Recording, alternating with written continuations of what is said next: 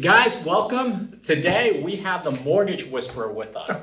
I've been getting a lot of questions from a lot of our viewers and also a lot of my clients who are interested in talking about mortgages. They're interested in finding out it's a crazy time right now to buy. It's a crazy time to get in contact with people about my loans. People are not getting back to me quick enough. They don't really care about my business.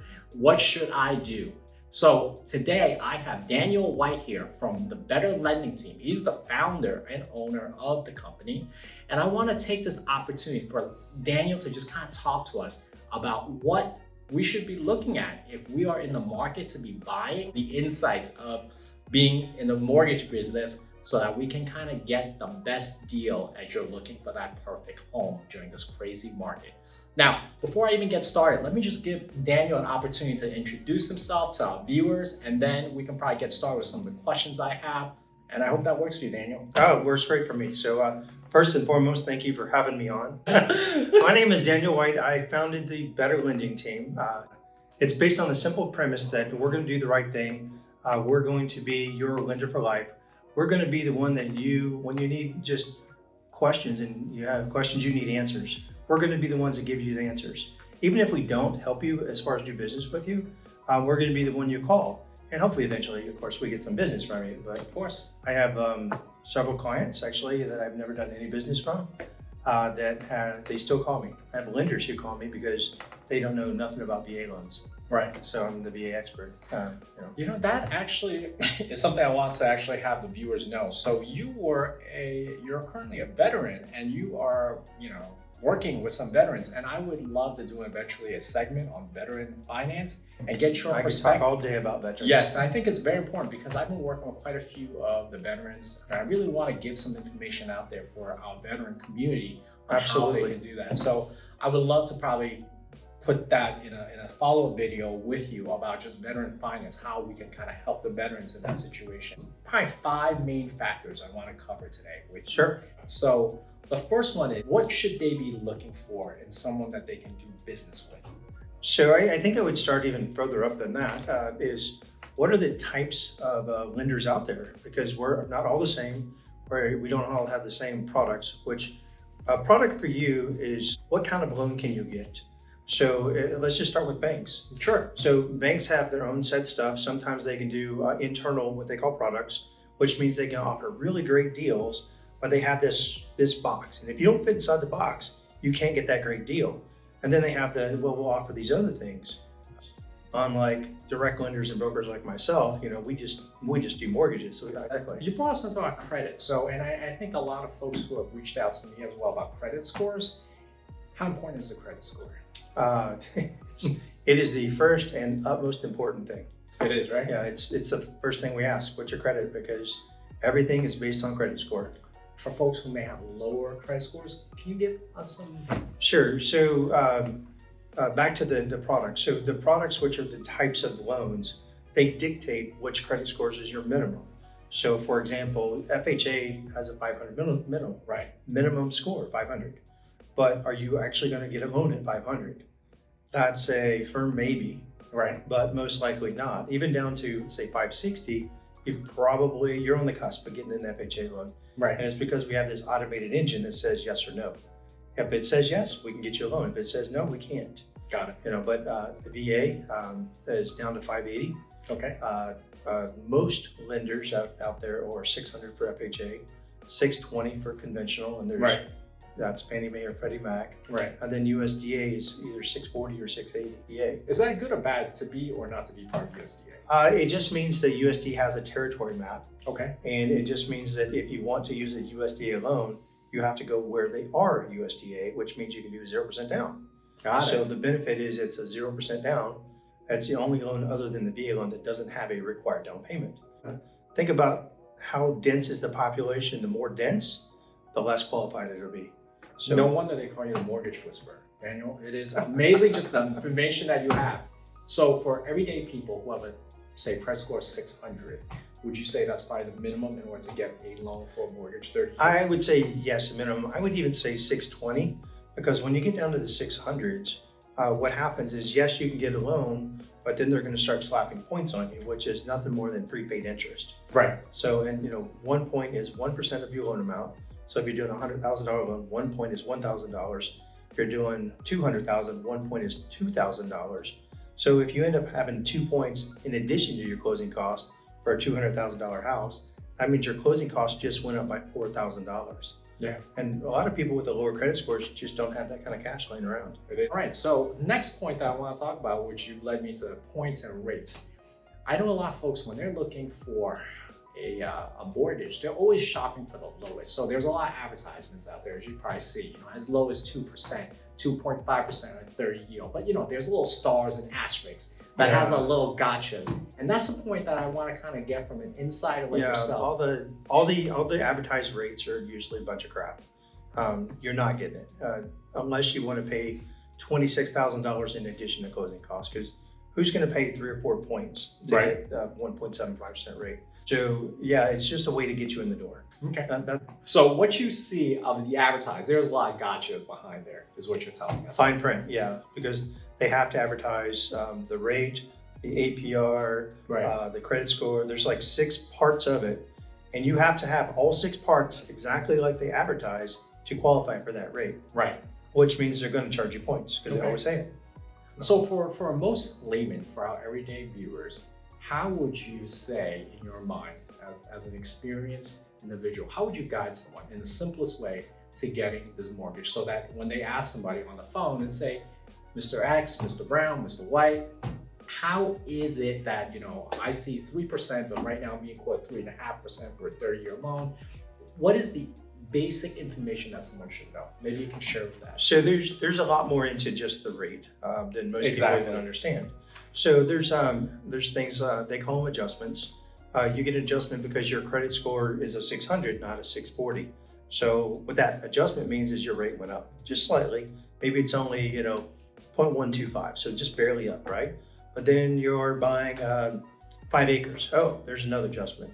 Oh, now your purchase price is under 180. Oh, there's another adjustment. Mm-hmm. So there's all these adjustments they throw at you, and it's based on down payment. It's based on your credit score. It's based on where you're buying. It's what kind of place. So if you buy a double wide manufactured home versus a single family home or even a condo, each one of those has a different adjustment, or maybe no adjustment. Right. And the adjustment could be for the good or for the bad. For the bad meaning higher rate, for the good meaning lower rate. Okay. So they want to sell single family homes. They want to finance those. Right. So you're going to get a better deal in a single family home than you will in a condo. But then the condos have the questionnaires, and if you don't meet their criteria based on the questionnaire, oh, there's another adjustment, so your rate just went up. Right. So you might start at 3, but by the time the adjustments are done, you might be at 3.75. Right. Or you could be at 2.5. You don't know until we actually know who are you, what are you buying, and how much are you putting down, what your credit score look like. Okay. For the viewers, what are the, maybe can we boil it down to what are the main pieces of information that they need, and how they should approach it in order to kind of get the best rate? Sure. So when I'm talking to anyone, I always start with a conversation, because there's no sense in just jumping in the deep end, which is getting an application and getting your credit pulled and all that. Because if you talk about it, you want to know, what do you think your credit score is? And then the most important part of that is, where do you get that information? Because they go to Credit Karma, they use a completely different scoring model. Right. So it's not the one I use, it's the one Credit Karma uses. Oh my God, maybe I don't have an 840 score. No, my bank ran it, so I'm hoping they didn't use Credit Karma. Well, there's scoring models, right? So if you are using a FICO 8, right, it's not the one we use. Okay. We use a FICO 5, 4, and 3, or 5, 3, and 2. I don't know, it's not 8. Okay. How about that? Okay, that's good. So that's actually very interesting information, because a lot of folks, when they say, I have an 840, 850, so it depends on the scoring system as well. It's the model, exactly. So they have to tell you when they give you the score, this is the model we used. Mm-hmm. And it could come from any one of the 3, but you have to not only have the score, but you have the right model to know, are you actually giving me the same score I would see? Right. So credit is a big one. Second one is your job. Okay. Like, how long have you been at your job or in your industry? So it's a 2-year window, right? 2+ years. So if you haven't been in your job in the same industry for 2+ years, your income doesn't count. Okay. And so that's a big one. A lot of people's like, oh yeah, I started working part-time for 2 months and I'm making, $8,000 a month. Half of it at the part-time job and half of it at my normal job.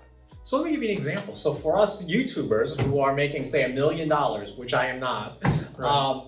and I've only been doing it a year, you're saying that I cannot count that income when I'm looking for a home. Exactly. Wow. Doesn't count. I don't care how much you make, it doesn't count. So I would have to just kind of run in there with a bag of money if I were. That's not going to count either because that's called mattress money.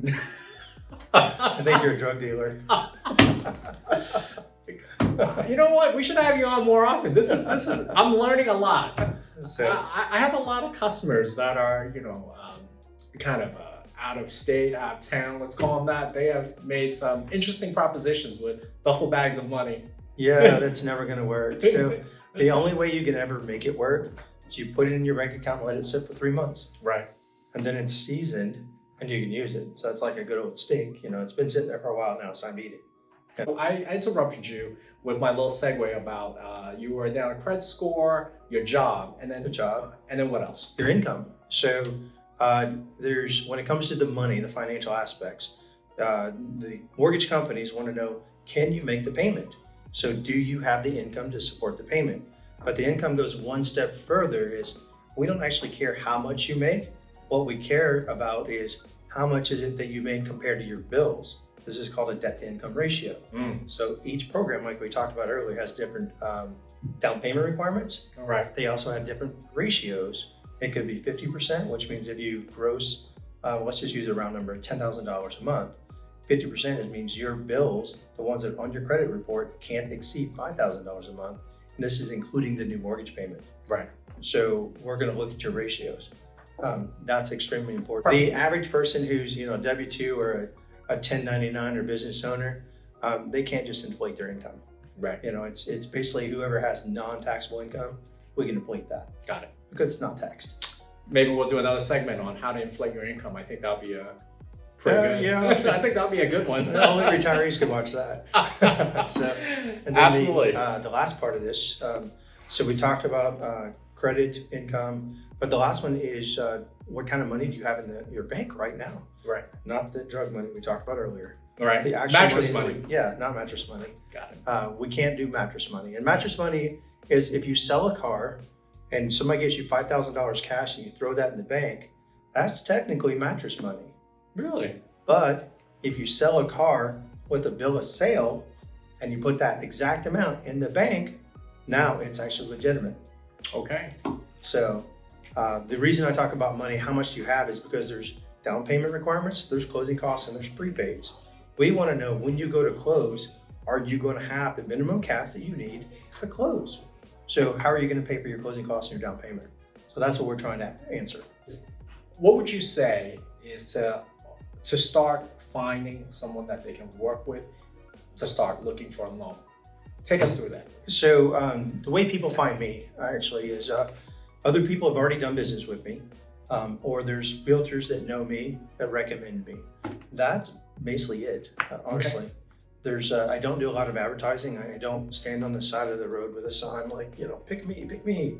I Right. don't do that. So Those are usually the hidden gems, I call it. Those are the other ones that I call it ordering. Part of my food analogy, I love food. So it's always like, how when my parents go to a restaurant, they never order anything from the menu. It's always off menu ordering. Oh, I have and a that few of is those, yes. and that is usually the best stuff. All kidding aside though, but as these folks are looking to buy this home in a crazy competitive market right now, what do you Yes. think they should have ready when they come talk to you? They should have a rough idea what their credit score is. Okay. So we could talk about, are they going to qualify? Right. Rough idea where they want to look. How much money are they willing to, or they need to put down? Right. And do they have closing costs and prepaids? Right. And these are the kind of conversations they should have with whoever their lender is. But for the most part, if you don't have money to cover down payment, closing costs, and prepaids, you're not going to be able to buy a house. Okay. Because this market just does not like seller credit or seller concessions anymore. No, I don't see a lot of it right now. No, there's none. So I see escalation above asking at this point.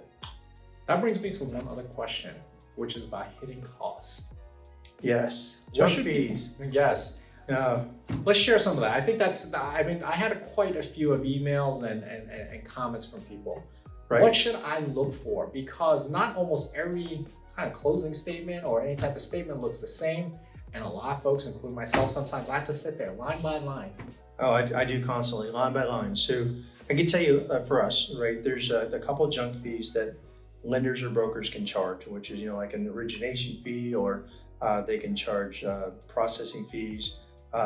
They can charge a broker fee. There's all kinds of stuff they can put the fees under, but they're not really legitimate. They're just junk fees, in my opinion. Okay. So for like us, we don't charge any fees at all. So when you do an application, you don't have to pay an application fee. That's a junk fee. Okay. I give the people the option, hey, you can pay for your credit up front, it costs you $34, or you can pay it on the back end and it's $80. Which would you rather do? I might take the 34 personally. I have 99%. That 1% is like, oh, I'm not paying anything up front. Okay. Well, it's going to cost you 80. I'm just telling you that now. Do the 34 up front is what we're saying. Yeah. So junk fees. So watch out for junk fees. When you say junk fees, do you think these fees are negotiable, or if they? Oh, absolutely, yeah. Even even the title company you go to, right? Like if you're buying a house, you don't get to choose the title company most of the time, right? But if you're refining, you get to choose the title company. Yes. Right. So you can actually shop title companies and say, hey, give me your fee sheet. I want to know what am I going to pay, right? And they're going to have all their different categories or whatever. And when you look at it, it's all going to be Greek. But if you look at the total amount, you're like, well, this one's $1,000 less than this one for the exact same thing. So I'm going to go with $1,000 less. And that's what I did when I was shopping around for a refi. I was reading a lot of Greek at that point. Make a note on junk fees, on origination fees, a lot of things that can be negotiated. How is it that you can compete with all these guys that are making these fees? I get paid on the back end. They do too. Okay. So they're getting paid double times. Yes. Well, you look at that. Yeah, so their junk fees up front, but then on the back end, they get paid like I do. So I choose only to get paid on the back end, so I have no upfront junk fees. So when you look at the line items, they call the same things different. They call them admin fees or origination or underwriting. I mean, they got all kinds of names. Right. But really, it's all the same stuff. Profit. That's really profit center fees, as we call it. That is absolutely their fees. Okay. But I will tell you, though, that sometimes they can't be avoided either. So, for example, I'm a broker, so I don't actually write any loans, right? What I do is I find a lender who has the most favorable thing for you. So the lowest rate, the best terms, the program you need, whatever it is, then I take that loan to them. Right. Well, they charge an origination fee or an admin fee or whatever. And if you want to do a loan with them, you have to pay it. Got it. What would you say between, if a person just say goes directly, I think Rocket Mortgage, you see all their commercials. Yes. So this question is really from someone who asks, going direct versus say using a origination type of broker. Right. What are your thoughts on that? So when you go to a direct lender, this means they have all of the underwriting, the origination, everything is in-house. They close in the name of that company. Typically, they have decent rates, competitive rates, but not the best rates. Okay. As a broker, what I prefer about a broker is the broker sets his commissions with the lender. Brokers have 0 products. But what they do is they go and they set up with all these different lenders. The lenders have the products. Right now, there's probably one other question. With the frantic pace the way the market is, some say that they can guarantee a 30-day close, some say they can't, they're going to do it as best as they can. What are your thoughts on these guaranteed dates to close? So it's you need to listen to what they say, because I know us, we do all of our loans in 30 days. So if you're doing a refi, we can do it in 22 days. So, and I will tell you up front, if there, I call them hairy loans, if there's any issues, here's our red flags. Right. Here's the potential problems, but we should still be able to see them done in 30 days. When we talk about 30 days, when we talk about business days or calendar days? Calendar. Okay, so I just want to make sure people know that. Oh, absolutely, calendar days. So if you write a contract today, add 30 days to it and put your close date there, and I know we can hit it, we always do. Unless something that's extenuating comes up, and that's things out of our control. Right, but that's good to know that these timelines are something that you should also consider. Yes, and you need to really ask banks, they're notorious for closing in 90 days now, 65 days. Mhm. They're really weird. Even some lenders, like I personally will not go to a lender who says, well, we're not going to be able to touch your file for 3 weeks. Like, well, if you can't even touch my file, which is the beginning of the process, for 3 weeks, Mhm. you can't close in 30 days. Now, I will caveat that. If there is a specific need that you have that only this one lender has, you're kind of stuck with whatever they tell you. Okay. But at least they're going to tell you up front, hey, I need 45 days. Good. That's important. That's important for a lot of people to know, because a lot of sellers are pushing to close as quickly as possible. What are your parting words for our viewers as they are shopping for a loan, and what are your words of wisdom? If you had a few words of wisdom for them right now, what would you say? I would say it's okay to shop around. Don't worry about it hitting your credit score, because the first time you do a mortgage credit pull, it's a hard hit, of course. But most people don't know that you can shop around for 45 days, and as long as you mortgage, you're fine. Your credit score only dropped one time. If you go mortgage, car, then mortgage, now your credit score is going to hit hard hit, because you basically switched lanes. Right. So stay in the lane. So don't be afraid to shop around, or even after you've made an offer, to shop around a little bit more. Right. Also, listen to what your mortgage person tells you, your loan officer, because they're going to guide you to how do you get closed. So if they say, I need this, just get it. And if you want to know why, they can probably tell you why. But I can tell you that they're not just asking because they want this piece of paper, right? Absolutely. Daniel, Mortgage Whisperer, thank you very much for your time. I hope this has been helpful for our viewers in just breaking down. We have a lot of information today about mortgages, how you should shop around, what you should be looking for, certain things about mattress money, a lot of things that Daniel shared with us. And I'm going to put this up. And last parting words, Daniel? Sure. If you want to contact me, I'm Daniel White with the Better Lending Team, and I will have all my, Your info. I'm Daniel White with the Better Lending Team, and we're going to put my info below. Guys, I hope you have found this episode helpful, and if you have, give us a thumbs up, subscribe to the channel, and until the next time, happy hustling towards your dreams. Take care. Max Headroom.